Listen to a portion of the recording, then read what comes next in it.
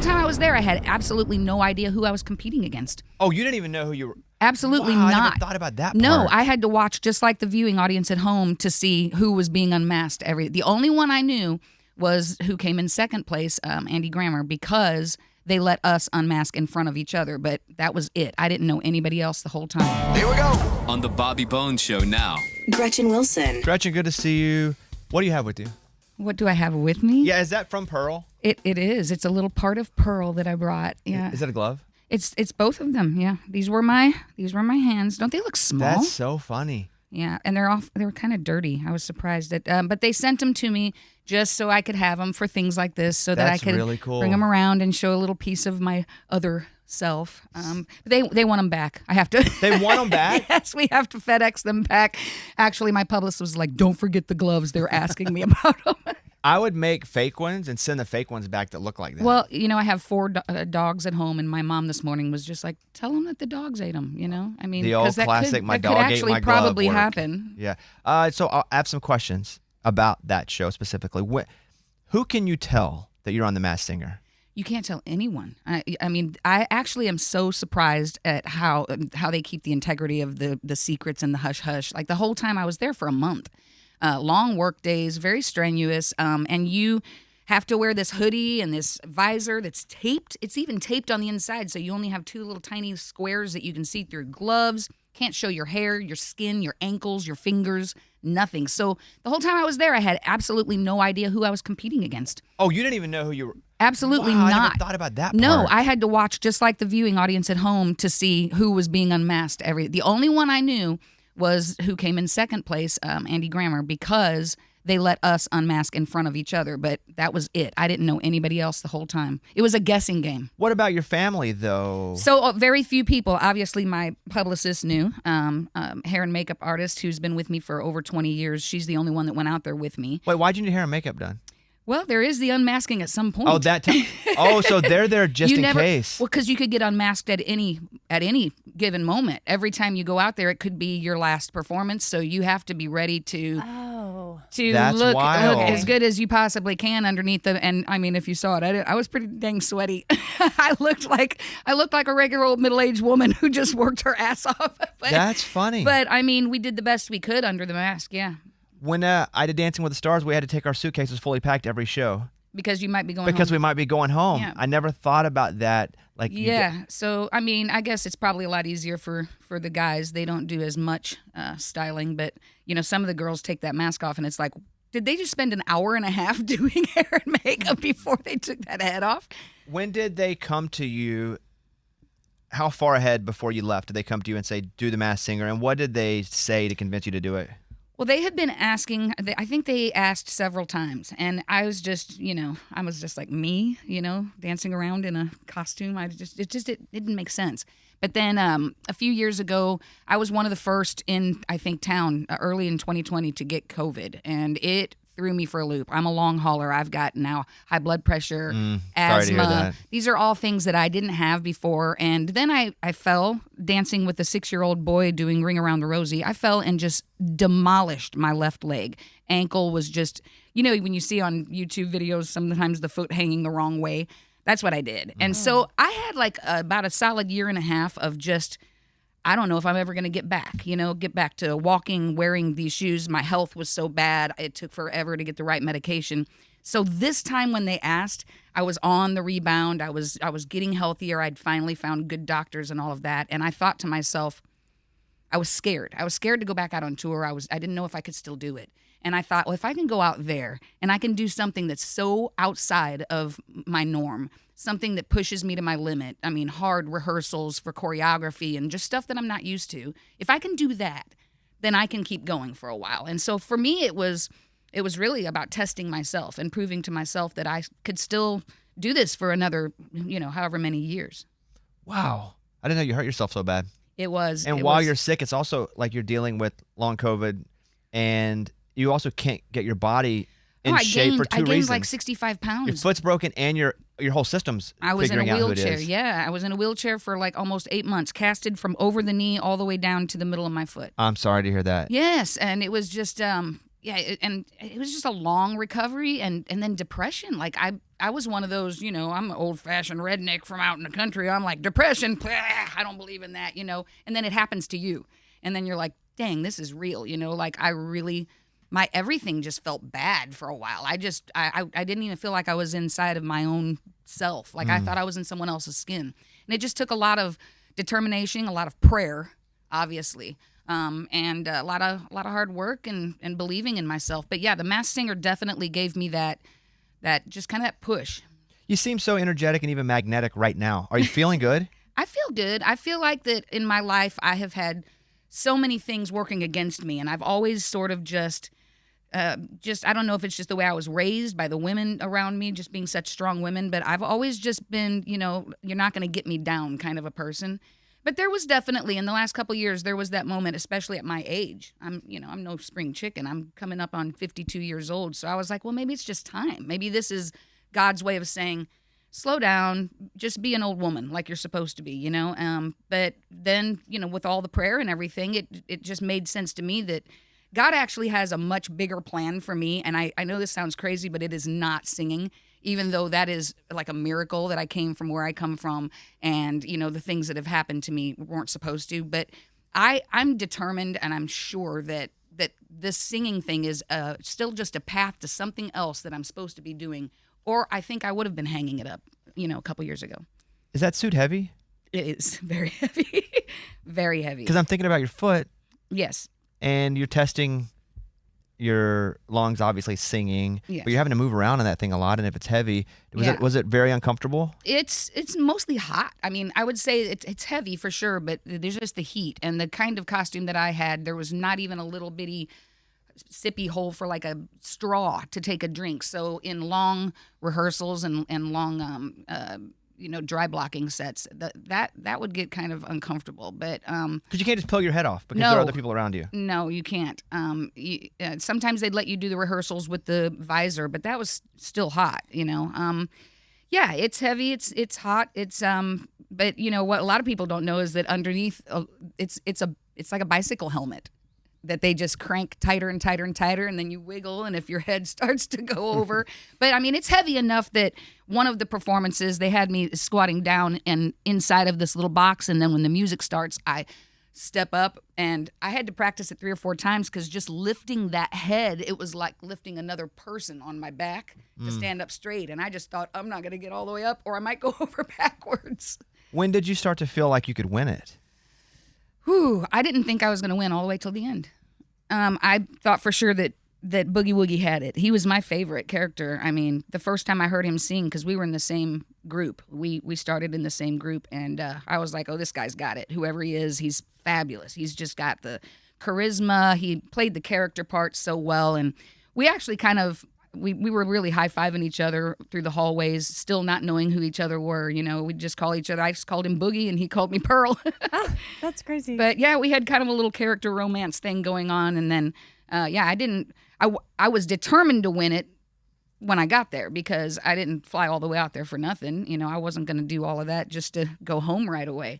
I was in it to win it, but I didn't think I had it, and not even till the end. What happens right after the show after you win? You go sleep. You go to sleep. You try to get the cramping to stop. You hydrate. I mean, seriously, the hydration was probably the biggest thing for me. Just being out there, not used to California, really. That I don't go that often, and the wear and tear. So yeah, I mean, there was twice that I had to have medics come and give me an IV in my hotel room. Wow.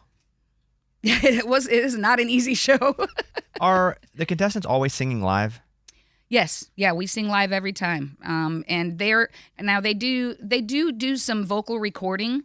They're not really, it's not that important, but I think they do the vocal recording in case, like it's a live TV show with a live audience. I mean, what would happen if I fell and broke my leg again right before I was supposed to go on, and they had to just sit me in a seat? Or what happens if I got laryngitis, all of a sudden? I think that they have it as a backup plan, but everybody from what I was listening to was live, and I'm pretty good at, if you hear no flaws at all, you have to question it. But, sitting back in my little pipe and drape listening to the other performances, it all seemed really live to me.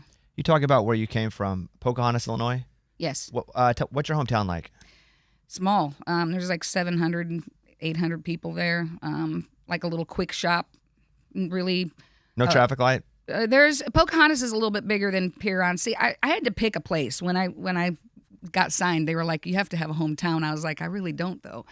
I just lived everywhere. You know, I'm here for 3 months, there for 3 months. I was born in Granite City, but I never lived in Granite City. You know, it was a weird childhood. So I had to pick a place, and my favorite childhood memories were in Pocahontas. And I did live there in 2 different spots there, but all around there. They're all little towns of like 500, 600, 700, mostly bars. There's really nothing to do but go to the tavern. You know, everybody's mom and dad and grandma and grandpa and aunts and uncles are all a member of some kind of bush pool league or, you know, some kind of sand volleyball where everybody's just getting drunk and fighting. I mean, it's just a lot of ignorant drunken stuff. I mean, and it's still the same. I go back and I'll walk into the bar and there's the same old man with the same cigarette with the long curved ash hanging off of it. He's still drinking the same mug of bush, you know, and it's like nothing changes around here. You know, it's crazy. Why did you move to Nashville? Well, because I had big dreams, you know, just like everybody else that moves to Nashville. I wanted to be Loretta Lynn, you know. How old were you when you moved here? I wasn't that young. I had a pretty good deal going back home. I was in 3 different bands at the same time, playing every night. I was kind of the big star back home. And moved down here in probably 94 and had to get a job tending bar right away because it was, you know, now Little Fish. So, yeah, and I got a job in the one place in all of Nashville that prides itself on never playing country music, which was really strange. Really? Bourbon Street Blues and Boogie Bar. Yeah, I used to live right over there on Printer's Alley. Mm-hmm. Yeah, so that's where you went to work. That's where I went to work, and I was making really good money. You know, worked 5 nights a week there, go in at 3 p.m. to open and stay there until 3 a.m. to close. And were you singing at the bar at all? So not at first, but then after I was there for a little while, I made friends with Stacy Mitchhart and Blues You Can Use Band, who he still plays there, and we're pretty good buddies. And he would start calling me up, and, you know, I was like the singing waitress, and he'd just call me up. And but again, I didn't get to do any originals or anything that was country. I was singing, you know, Patti LaBelle and Aretha Franklin. Were you writing? So when I worked at Bourbon Street is when I first met John and Kenny. John and Kenny just happened in there one night. I was behind the bar, and they heard me sing and made their way up to talk to me. And was it like Big and Rich is here? Was that the thing? Or did you? No, did you know? they were still up and coming. Nobody knew them as Big and Rich. John had a solo thing that was going, and Kenny was trying his hand at the solo thing. But they had really first met right around that time and started writing together. So the Music Mafia was just beginning at that moment, and so that's when they just asked me, you know, hey, John said, how come you ain't got a record deal? And you know, me being who I am, I just kind of looked at him like, why? You got one in your pocket? Because if you don't, you know, order a drink and get out of my face. I'm busy. So that was kind of our first meeting.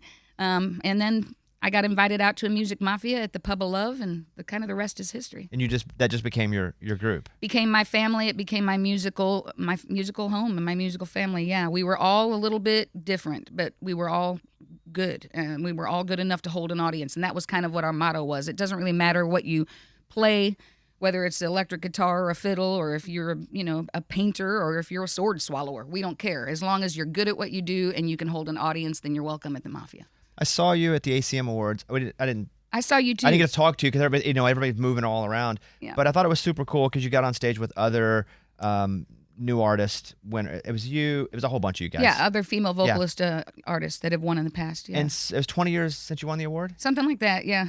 It was a really cool moment. It was neat to be standing up there with the likes of Winona and, you know, just amazing women in the industry. Crystal Gale, Sarah, Martina, who's my Martina. I had to tell her a crazy story about one time I was going under for a surgery, and the last thing I saw on TV as I was going under was Martina McBride. She was on one of the morning talk shows. And when I came out of anesthesia, I was screaming at everybody, "Don't you mess with my Martina!" And so I told her that story.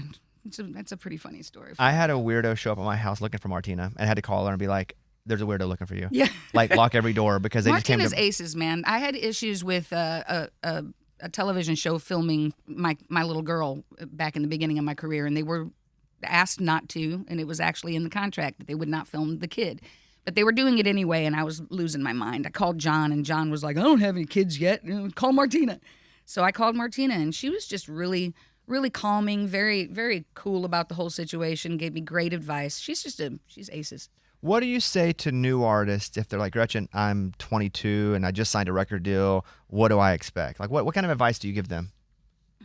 Not to expect anything, because it's never what you expect. I don't think anybody, when they come to Nashville following their hopes and dreams, really know what they're getting into, because no deal is the same. Everybody's going to have a different kind of experience in it, especially now. Like I think among one of the last to have like the real major record deal. Things really changed after that. Nobody goes to Walmart parking lots and does in-stores and signs CDs anymore, That was still going on, for me when I was a breaking artist. So it's so different.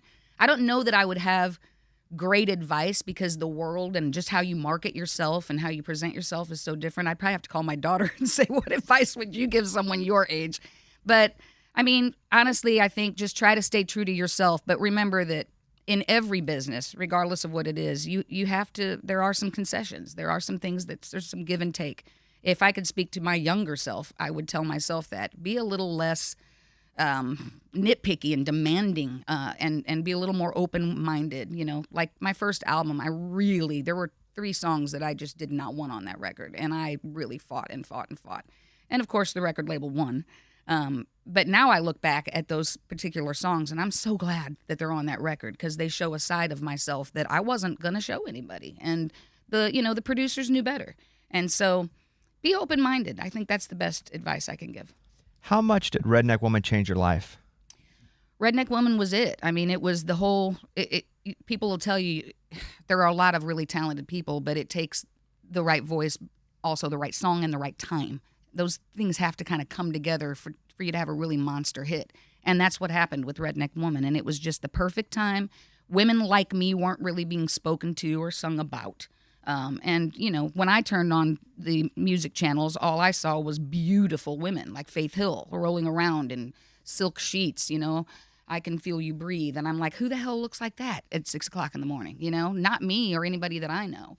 So it was just the time. It was time to write a song for women like me that were happy to be like me, that thought that their whole world was fulfilled living in a mobile home and driving a pickup truck and raising kids and dogs, and going to the football game on the weekend. Not everybody wants the same thing in life. And if that's what your life is and that's what you're happy with, then you should be celebrated too. Did you and John just write that together? Yes. Mm-hmm. When you finished writing it, did it feel special? Did it feel like it had texture? It felt special to me because it felt like my home, It felt like I'd finally truly written a song that really represented me. But no, I think our feeling was nobody's going to play this.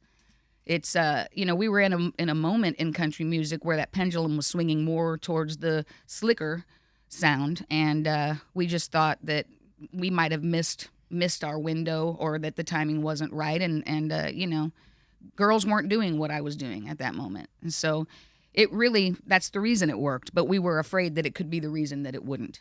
Did it work immediately once they committed to it? No. The fans loved it. Yes, the fans loved it. And if it hadn't been for the fans calling the local radio stations and demanding it, I'm not sure that it would have gone the way it did. Program directors didn't really love it that much. I mean, we got phone calls back at the label that I was hearing about. Some of them saying things like, "We've been working for 20 years to get this redneck word out of our listeners' mouth." And it was really kind of up to me to define redneck. It's like, you guys have just decided all across this country that it's a bad word and that it means racist, but that's not what it means. It's not at all what it means. I mean, being a redneck has value. It's about where you come from, and it's really about being out in the field, farming all day, and coming back in the house and having a redneck from being out on a tractor all day long. That's what it's about. It has nothing to do with racism. And I became kind of the face of having to explain that to the world. And even the radio stations didn't want that word. And so to present myself as the redneck woman kind of took a lot of, what. I saw that you're doing the show with Blake Shelton, the Taylor Sheridan show. You're the tour manager. Yes. That's exciting. Tell us about that show. It's really cool because in this show I get to show my face. Yeah. You don't have to wear a really heavy costume. Yes. Yeah, this is a really, really cool opportunity. I think a lot of people are thinking that's just going to be another run-of-the-mill, talent competition, but it's really very different than any of the ones that I've seen anyway. This one moves across the country.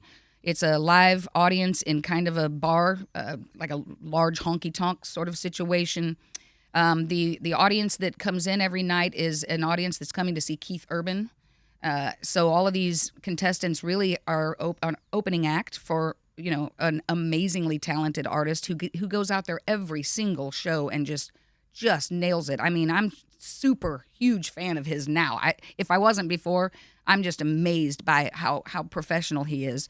And my job was really just to prepare these kids for what it's really like to be on the road. It's not all the glitz and glamour. It's a lot of bus life. It's a lot of parking by dumpsters. It's a lot of making sure that you don't party too hard, get plenty of sleep, don't talk all day, take care of yourselves. What songs are you going to sing? How are you going to beat the girl that was just up there before you?